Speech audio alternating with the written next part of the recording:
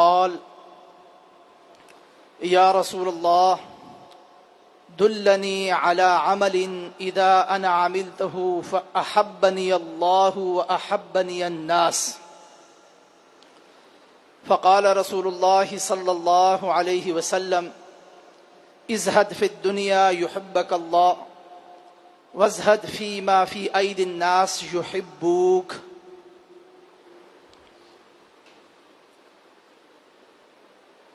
جناب نبی کریم صلی اللہ علیہ وآلہ وسلم سے یہ حدیث مبارک نقل کی گئی کہ ایک آدمی نبی کریم صلی اللہ علیہ وسلم کی خدمت میں حاضر ہوئے اور کہنے لگے اللہ کے رسول صلی اللہ علیہ وسلم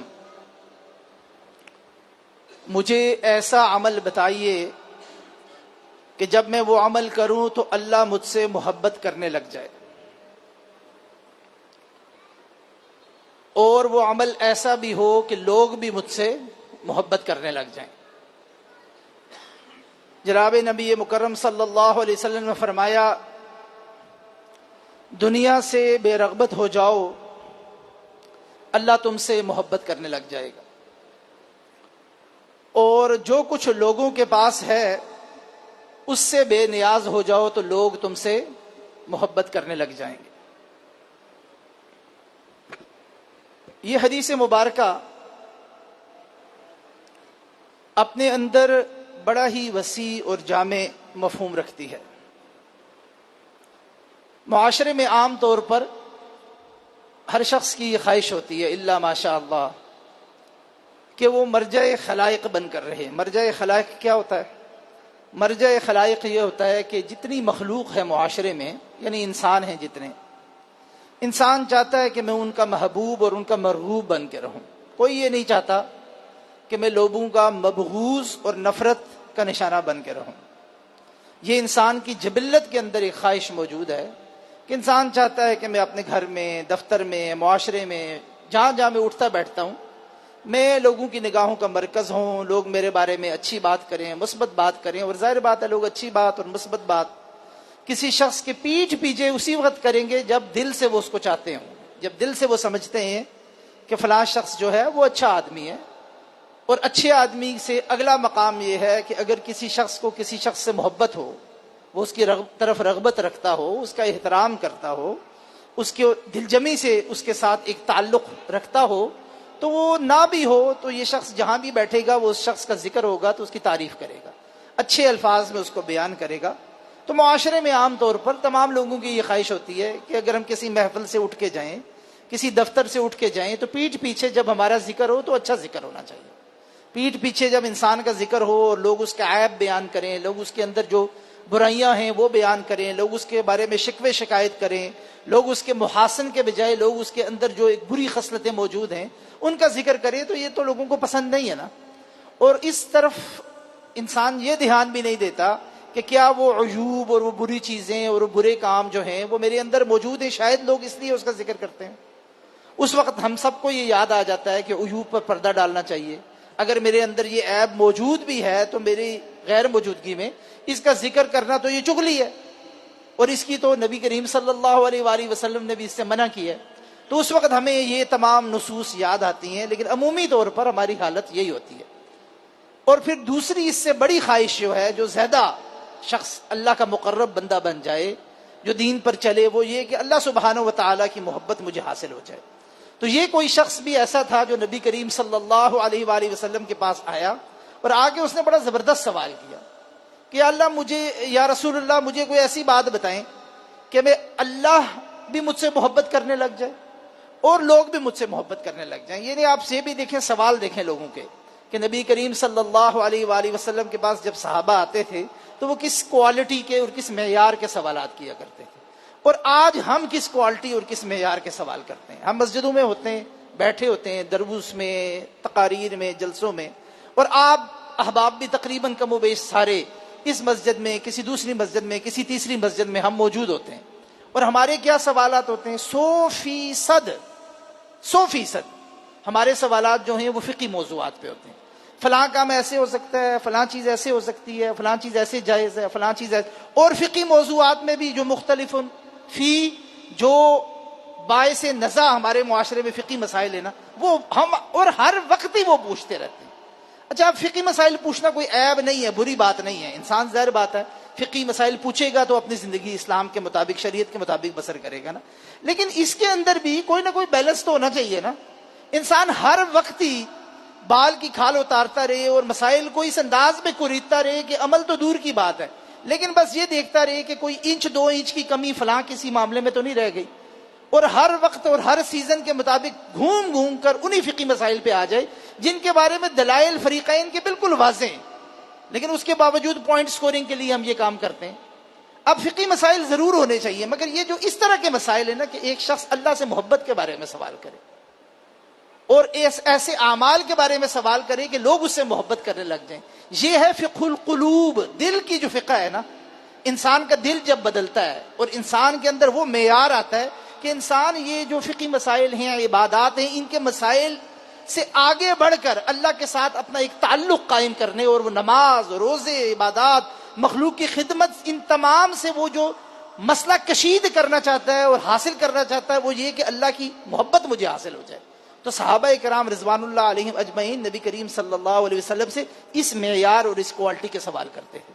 تو ہمیں بھی اس بات کا اہتمام کرنا چاہیے کہ ہم اپنے سوالوں کے معیار کو بڑھائیں، کوالٹی بڑھائیں. سوال کا معیار جواب کے معیار کی ضمانت ہوتا ہے. آپ اگر ایک اچھا سوال نہیں کریں گے تو اس کے جواب میں ایک اچھا اور بڑا جواب نہیں آ سکتا. تو نبی کریم صلی اللہ علیہ وسلم سے صحابی نے یہ پوچھا، آپ نے جواب دیا اور آج نقل ہو کر ہم تک پہنچ گیا. اور کتنی شاندار بات نقل ہو کر ہم تک پہنچی کہ اگر ہم اس پر عمل کریں زندگی بھی آسان ہو جائے گی اور اللہ سبحانہ و تعالیٰ کی اور اس کی مخلوق کی محبت نصیب ہو جائے گی.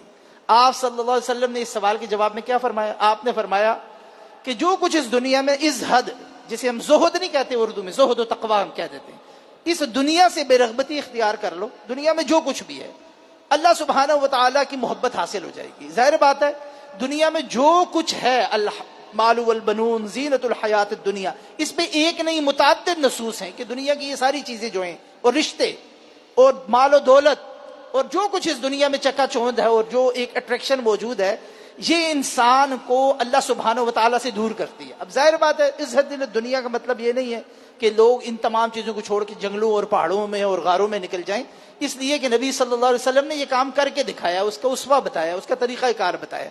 وہ کیا ہے؟ وہ یہ کہ اپنی پرائرٹی اور اپنی انسان اس دنیا کے معاملات میں جو ترجیحات ہیں اس میں سے اس دنیا کو نکال دے. ترجیح اول اور مرکزی ترجیح، بلکہ ترجیح کا لفظ ہی اللہ سبحانہ و تعالیٰ سے تعلق پر بولا جائے. یہ دنیا کے معاملات ترجیحات میں سے ہو ہی نہیں سکتے، یہ ترجیح ضروریات میں سے ہیں، یہ ترجیحات میں آنے ہی نہیں چاہیے. انسان یہ کہے، یہ بہت جرت کی بات ہے کہ یہ کہ میری ترجیح اول اللہ ہے اور ترجیح دوم یہ دنیا ہے. اور یہ دنیا اس قابل ہی نہیں ہے کہ اس کو انسان اپنی ترجیحات میں شامل کرے. یہ ترجیحات کے حصول میں جو کچھ ضروری وسائل ہیں یہ وہ ہیں بس، اور بقدر ضرورت اتنا کہ ترجیح انسان کو حاصل ہو جائے، اس کی پریفرنس اس کو حاصل ہو جائے. اس لیے نبی کریم صلی اللہ علیہ وسلم نے فرمایا کہ اس کو چھوڑ دو، اس کی طرف سے بے نیازی اختیار کرو. اب بے نیازی اختیار کرنا ہے، ان کو چھوڑنا نہیں ہے. انسان کے پاس مال و دولت بھی ہو، اللہ کی دی ہوئی ساری نعمتیں ہوں، مگر دل کا حال یہ ہو کہ انسان کا دل ہمہ وقت اللہ سبحانہ ہوتا ہے، یہ ہے بے نیازی. یہ نہیں کہا کہ دنیا کے مال و دولت کو چھوڑ دو، کہا بے نیازی اختیار کرو، اس کی طرف التفات، اس کی طرف انسان کا ہمہ وقت اس انداز میں کہ بس اس کے صبح دوپہر شام ساری انسان کی جو اللہ نے وسائل دیے اور اللہ نے جو انرجی دی ہے وہ بس اس کام میں لگی ہوئی ہے کہ یہ دنیا مزید مل جائے. ایک نہیں دوسری، دوسری نہیں تیسری، ایک پلاٹ نہیں دوسرا، بیٹھتے اٹھتے ہر وقت یہ باتیں کرنا کہ جو آپ کو کتنے پیسے مل گئے، کتنی سیلری بڑھ گئی، کتنا انکریمنٹ لگ گیا، کتنا منافع ہو گیا، کتنا کیا ہو گیا. ٹھیک ہے، انسانوں کے معاشرے میں یہ ہوتا ہے، یہ باتیں بھی ہوتی ہیں، لیکن یہ باتیں کسی تناسب سے ہونی چاہیے. پھر دوسری طرف انسان کو پھر اللہ کے رسول صلی اللہ علیہ وسلم اور اللہ سے تعلق اور محبت کی باتیں بھی کرنی چاہیے. اگر وہ باتیں ہیں ہی نہیں ہماری زندگی میں، ہمارے پبلک ڈسکورس میں آپس میں ایک دوسرے کی ڈسکشن میں شامل ہی نہیں ہے، پھر بڑی خوفناک بات ہے. اس کے بارے میں ہمیں الرٹ رہنے کی ضرورت ہے. اور دوسری بات نبی صلی اللہ علیہ وسلم نے یہ فرمائی، لوگ تم سے کب محبت کرنے لگ جائیں گے اس کا بھی بڑا آسان طریقہ. جو لوگ کچھ لوگوں کے پاس ہے نا، بس اس کی طرف بے رغبتی اختیار کرو، اس کو بھی چھوڑ دو. اور جو اس سے بے نیاز ہو جاؤ.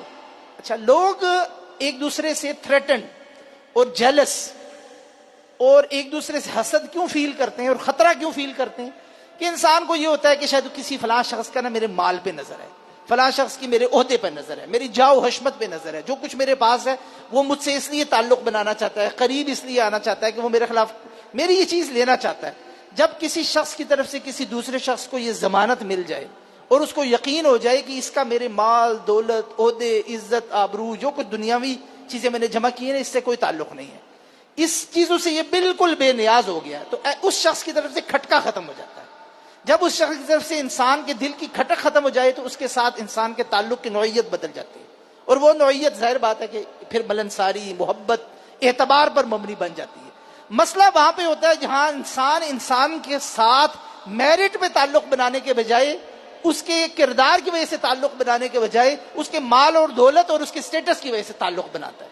جب یہ چیز، اس چیز سے انسان بے نیاز ہو جائے تو اللہ لوگوں کے دلوں میں ایک دوسرے کے ساتھ محبت ڈالتے ہیں، اور یہ محبت بڑی ضروری ہے. اب گفتگو کو ختم کرتے ہیں، اس لیے کہ نبی کریم صلی اللہ علیہ وسلم نے فرمایا کہ لوگوں کے دلوں میں آپس میں جو محبت ہوتی ہے اور پھر اللہ کے ساتھ انسان کی جو محبت ہوتی ہے، اس سے ایمان کی مٹھاس اور حلاوت نصیب ہوتی ہے. یہ کوئی معمولی بات نہیں ہے. یہ جو ہماری شکایت ہوتی ہے نا کہ ٹھیک ہے نماز کی طرف بھی آتے ہیں، مسجد کی طرف بھی آتے ہیں، عبادتیں بھی کرتے ہیں، دل پر جبر کر کے کر بھی لیتے ہیں، لیکن دل لگتا نہیں ہے، سستی ہو جاتی ہے، چھوڑ دیتے ہیں، فجر نہیں پڑھی جاتی، عشاء نہیں پڑھی جاتی، بس دوام اور مستقل استقرار کی کوشش کرتے ہیں مگر پھر ڈنڈی مار جاتے ہیں. یہ کیوں ہوتا ہے؟ یہ اس لیے ہوتا ہے کہ ہمیں ابھی ایمان کی مٹھاس نہیں نصیب ہوئی، وہ حلاوت ایمانی اور وہ مزہ آیا نہیں. جب انسان کو مزہ آنے لگ جائے نا، کسی نشئی کو آپ دیکھیں، اس کا جب نشہ ٹوٹتا ہے دنیا کے سارے معاملات اس کے لیے بالکل لا تعلق، غیر ضروری ہو جاتے ہیں. اس کو وہ بس اس وقت اسے وہ اس کی طلب ہے اور وہ اس طلب کے لیے وہ ہر چیز کرنے پر تیار ہو جاتا ہے. اس کے سامنے اس کے عزیز ترین رشتہ دار اور تعلق بھی آ جائیں، ان کو بھی مرنے پہ تل جاتا ہے. کیوں؟ اس لیے کہ اس وقت اسے اس چیز کی طلب ہے، اور وہ طلب چونکہ وہ پہلے اس کا ایک تجربہ کر چکا ہے تو اس کے نزدیک وہ دنیا کا سب سے بڑا مزہ ہے، وہ دنیا کی سب سے بڑی مٹھاس ہے. اور مسلمان کو اگر پتہ چل جائے کہ اللہ کے ساتھ تعلق کی مٹھاس کیا ہے، اس کی حلاوت کیا ہے، اس کا مزہ کتنا ہے، اور اس کے بعد انسان یہ کہ جی مجھے نماز میں کھڑے ہوتے ہوئے جو ہے نا سستی آ جاتی ہے، یہ ہمارے دراصل ایمان کی کمزوری پر دلالت کرتا ہے. جو اللہ نے عطا کیا ہے اس پر شکر کرنا چاہیے، اور جو حال اللہ نے ایمان کا نہیں عطا کیا اس کو طلب کرنا چاہیے. جو اللہ نے عطا کر دیا ٹوٹا پوٹا، اس پہ بھی شکر کرنا چاہیے. کتنے لوگ ہیں، کتنی مخلوق ہے اللہ کے بندے ہیں، بندیاں ہیں، ان کو اللہ نے یہ بھی نہیں عطا کیا کہ وہ مسجدوں میں آ کے اللہ کے سامنے یہ ٹوٹی پوٹی باتیں بھی پیش کریں. اس پر اللہ کا شکر ادا کرنا چاہیے، مگر مزید طلب کر دینا چاہیے جیسے صحابی نے طلب کیا ہے. بس اس پر اکتفا نہیں کرنا چاہیے. تو اللہ سے ہمہ وقت اللہ کی محبت مانگتے رہنا چاہیے، اور یہ ہماری شعوری کوشش کا حصہ ہونا چاہیے. جب بھی ہم ہاتھ بلند کر کے یا سر جھکا کر اللہ سے دعا مانگے تو جہاں ہم دنیاوی چیزیں مانگتے ہیں نا، یا اللہ میرے بچوں کو یہ کر دے، میرے مال میں یہ کر دے، میری اولاد میں یہ کر دے، حفاظتیں عطا فرما. اور آخری بات میں یہ بھی کرنا چاہتا ہوں، ہماری دعائیں بھی آج کل جو ہے اللہ ماشاء اللہ ہماری دعاؤں کے اندر بھی یہ چیز آ گئی ہے. ہم وقت ہماری دعائیں جو ہیں نا وہ یہ دنیا کی چیز، یا اللہ تو میری بھی حفاظت فرما، میری گاڑی کی بھی حفاظت فرما، میرے بچوں کی بھی حفاظت فرما، ان کی تعلیمی کامیابی بھی نصیب فرما، میرے والدین کو بھی زندہ رکھ، میری اولادوں کو بھی محفوظ رکھ، میرے کاروبار میں بھی ترقی عطا فرما. ظاہر بات ہے یہ جوتے کے تسمت تک ہم نے مانگنا تو اللہ سے ہی ہے نا، تو اس کے اندر عیب کوئی نہیں ہے، سب اللہ سے مانگنا ہے.